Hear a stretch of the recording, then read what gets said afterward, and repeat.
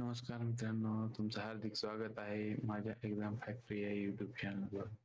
तर ऑलरेडी आपण सर्वांना माहितीच आहे IBPS PO, IBPS क्लर्क आणि SBI क्लर्क 2025 या तिन्ही ऍडव्हर्टाइजमेंट रिलीज झालेल्या आहेत आणि आपल्या चॅनलवर या तिन्ही ऍडव्हर्टाइजमेंटचे डिटेल व्हिडिओ तुम्हाला पाहायला मिळतील आणि या व्हिडिओच्या डिस्क्रिप्शन बॉक्स मध्ये पण तुम्हाला ते ऍडव्हर्टाइजमेंट मिळून जाईल. तिथून तुम्ही डाउनलोड करून पाहू शकता. यानंतर RRB PO आणि RRB क्लर्कची पण लवकरच ऍडव्हर्टाइजमेंट येणार आहे.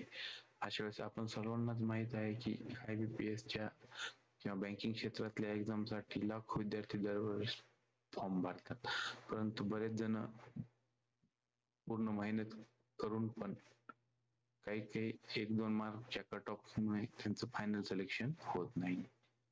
तर अशा वेळेस आपण काय करायला पाहिजे, त्यासाठी आपण जे विद्यार्थी कॉमन मिस्टेक करतात त्यापैकी टॉप 5 कॉमन मिस्टेक्स कुठले आहेत ते आपण आजच्या व्हिडिओमध्ये पाहणार आहोत. तर मित्रांनो, व्हिडिओ शेवटपर्यंत पहा, कारण की शेवटी मी एक बोनस टिप सांगणार आहे ती तुम्हाला नक्कीच एक्झाम साठी फार महत्वाची असणार आहे. तर चला मग व्हिडिओची सुरुवात करूया. सर्वप्रथम फर्स्ट कॉमन मिस्टेक आहे ओव्हर टाइम मॅनेजमेंट. आता सर्वांना माहित आहे की ओव्हर टाइम मॅनेजमेंट ही एक मिस्टेक आहे, हे सर्वजण करतात. पण यामध्ये काय आहे नेमकं, spending too long on one question in quant or reasoning, leaving easier ones untouch. म्हणजे यामध्ये काय आहे की आपण ज्यावेळेस एक्झाम सुरू करतो द्यायला त्यावेळेस फर्स्ट क्वेश्चन पाहतो आणि क्वेश्चन टफ जरी असला तरी आपला कॉन्फिडन्स असतो की आपण प्रिपरेशन केलेलं असते, मग आपण तो स्किप न करता त्याला सॉल्व्ह करण्याचा प्रयत्न करतोय. तर आणि अशा वेळेस त्याच्यावर एका क्वेश्चनवर जास्त वेळ घालवू नका. त्या म्हणजे तुम्हाला नेक्स्ट क्वेश्चन जे इझी अनटच आहेत, बऱ्याच वेळेस टाइम मॅनेजमेंट पूर्ण होत नाही. तुम्हाला 20 मिनिटात 35 क्वेश्चन सोडवायचे जसं की क्वांट आणि रिजनिंगचे, त्यामुळे 35 ते 40 सेकंदात तुमचा क्वेश्चन सॉल्व्ह झाला पाहिजे. अशा वेळेस जर एखादा क्वेश्चन येत नसेल तर तो स्किप करा आणि नेक्स्ट क्वेश्चन सॉल्व्ह करा, म्हणजे तुमचा वेळ पण वाचेल आणि तुम्ही पूर्ण 35 चे 35 क्वेश्चन पाहू शकता. त्यामध्ये तुमचे कुठलेही क्वेश्चन अनटच राहणार नाहीत याची काळजी घ्या. ते झालं ओव्हर टाइम मॅनेजमेंट. त्यामुळे कुठल्या एका क्वेश्चनवर जास्त वेळ न घालवता नेक्स्ट क्वेश्चन येत नसेल तर नेक्स्ट करा आणि पुढचे क्वेश्चन सॉल्व्ह करत चला.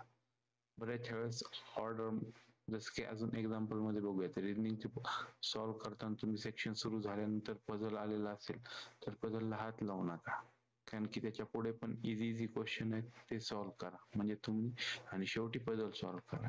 कारण की पझलला एक वेळेस तुम्ही वेळ जास्त लागला तर तुमचे बाकीचे क्वेश्चन अनअटेम्प्ट राहतील. त्यामुळे त्या हिशोबाने तुम्ही क्वेश्चन सॉल्व्ह करा. पाहूयात second common mistakes, ignoring the easy marks. ही पण फर्स्ट मिस्टेकच्या रिलेटेडच आहे, त्यामुळे तुम्हाला सांगितलेलं आहे. यामध्ये काय आहे, skipping the simple question while chasing tough ones. म्हणजे तुम्हाला इझी क्वेश्चन सोडून तुम्ही टफ क्वेश्चनच्या पाठीमागे लागतात, त्याच्यामुळे तुमचं पूर्ण क्वेश्चन किंवा 35 क्वेश्चन अटेम्प्ट होत नाहीयेत किंवा मग एकाच क्वेश्चनला बराच वेळ जातो. त्यामुळे काही क्वेश्चन तुम्ही अनटचच राहून जातात. त्यामुळे इझी जे क्वेश्चन आहेत त्याच्यावर फोकस करा आणि हार्ड क्वेश्चन जे टफ क्वेश्चन आहेत त्याला नंतर वेळेनुसार त्याला सॉल्व्ह करण्याचा प्रयत्न करा. No attempting question you can do just because they come later in the paper. म्हणजे सुरुवातीला जे क्वेश्चन आले तुम्ही ते सॉल्व्ह करताय, शेवटचे जे लास्टला क्वेश्चन आहेत ते पाहणं पण होत नाही किंवा अनटच राहतील. असं करू नका. सुरुवातीचे जे हार्ड टफ क्वेश्चन आहेत ते स्किप करा आणि नेक्स्ट जे इझी क्वेश्चन आहेत ते सॉल्व्ह करा. Third common mistakes, guessing blindly, randomly guessing without elimination leading to negative marking, not using smart guess elimination method when unsure. म्हणजे ब्लाइंडली गेस करू नका कुठल्याही क्वेश्चनचा. तुम्हाला माहिती आहे निगेटिव्ह मार्किंग आहे 0.25 ची, त्याच्यामुळे जर आन्सर येत नसेल तर ब्लाइंडली सॉल्व्ह करू नका. आणि एखादा आन्सर सॉल्व्ह करूनही तुमच्या ऑप्शन पैकी जवळ दिसत नसेल तर तुमच्या 4-5 ऑप्शन पैकी जे आन्सर आले त्याच्या एकदम नियर बाय कुठलं आहे त्याच्या एलिमिनेशन मेथड वापरून तुम्ही ते सॉल्व्ह करू शकता. अशा तऱ्हेने तुमचं मार्क वाढण्याचे चान्सेस वाढतील आणि निगेटिव्ह पण मार्क होणार नाही. Fourth common mistake, not reading the questions carefully. Very important आहे हे मिस्टेक. सर्वजण बरेच जण करतात. तुम्ही भरपूर प्रिपरेशन केलेलं असतं परंतु क्वेश्चन वाचताना केअरफुली रीड करत नाही. जसं की missing words like not, wrong, except, at least and solving the opposite what is.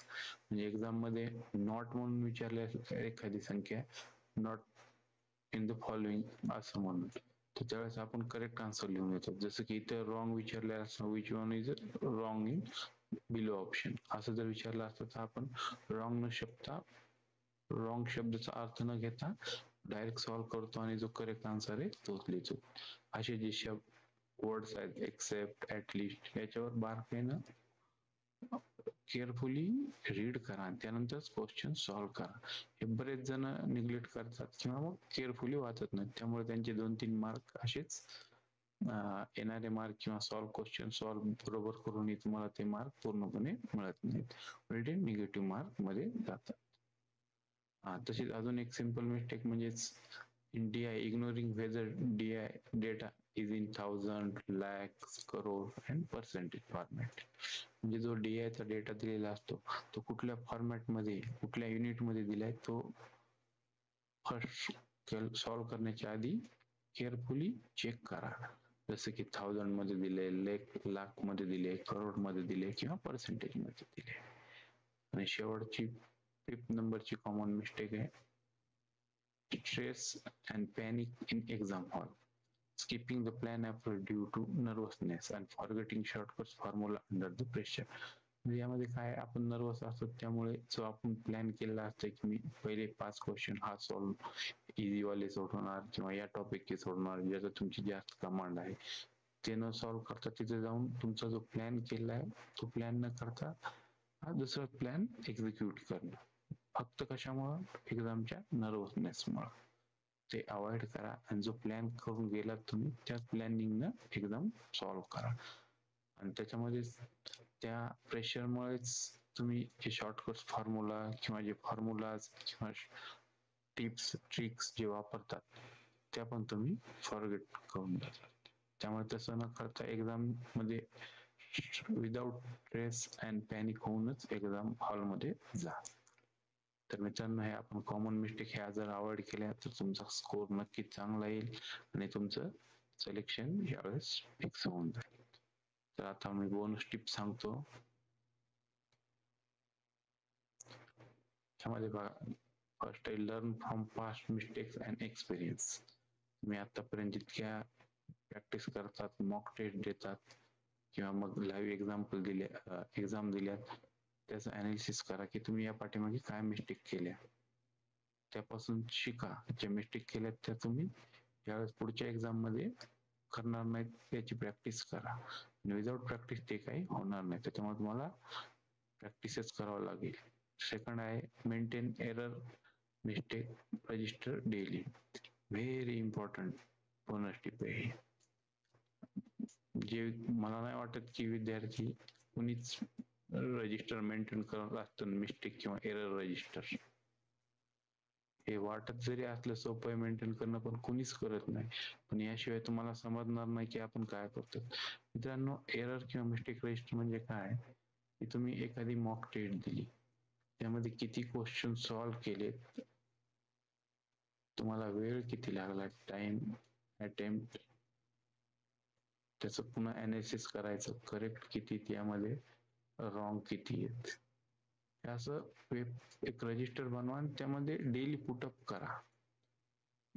ते म्हणजे तुमचे मॉक टेस्ट असो किंवा एक्झाम जी झाली, प्रत्येक एक्झाम तुम्ही देतायत ते, आणि त्या प्रत्येक मॉक टेस्ट दिल्यानंतर किंवा एक्झाम दिल्यानंतर तुम्ही त्याचं अनालिसिस करा किंवा पहिल्या मॉक मध्ये आपल्याला इतके एरर्स आल्या होत्या, 10, 20, 50 येऊ द्या, सेकंड मॉक टेस्ट दिली त्यावेळेस बघा त्याच्यात आपण ज्या चुका केल्यात ते राईट डाऊन केल्यानंतर त्या किती आपण मिनिमाइज केल्या सेकंड अटेम्प्टला 10 मिनिमाइज करा किंवा 15 करा.